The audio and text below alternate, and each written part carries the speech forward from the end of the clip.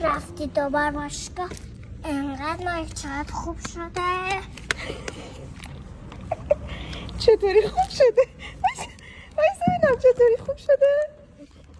با ورزش اینجوری ویدی زمین و خوب شد. نگاه گندم یه بار دیگه به من بگو این چیه که بهت بدن؟ این آب جلیل آب. درسته بگو. نمیتونم بگم. داشتی درست میگفتی. این خودت آب جلیل. آب جلیله؟ آره.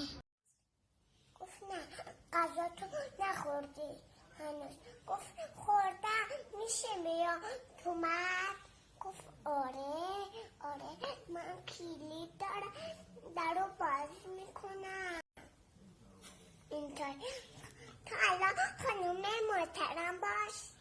خانم محترم باشم؟ من خانم محترمم باش. خانوم محترم میشه من بیا تو من. شما غذا تو خوردی؟ آره خب اگه غذا تو خوردی میتونی بیای تو. باش من غذا خوردم. میشه در رو باز کنی؟ بله من خانم محترمم در باز میکنم براتون. مامان خورد منو خورد.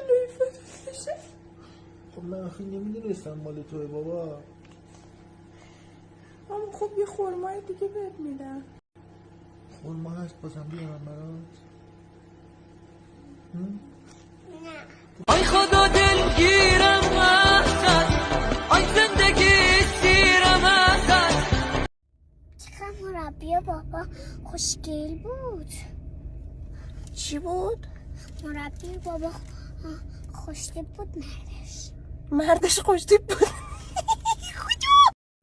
مامان چون خیلی خوشگلم دلم میخواد عکس بگم. عکس اینجوری؟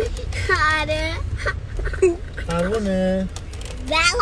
یه گندم دیدی؟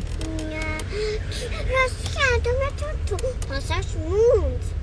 تو اومدی به جاش؟ پاساژ مو. بله خب چجوری خودش بیاد خونه؟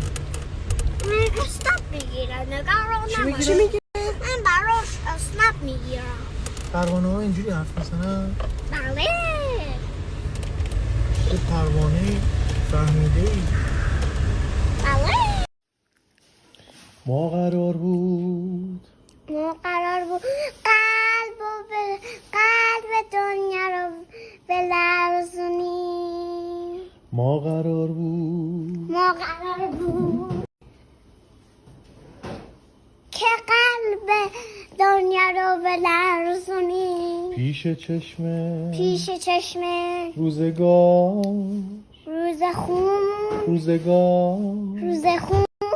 آتیش بسوزونیم.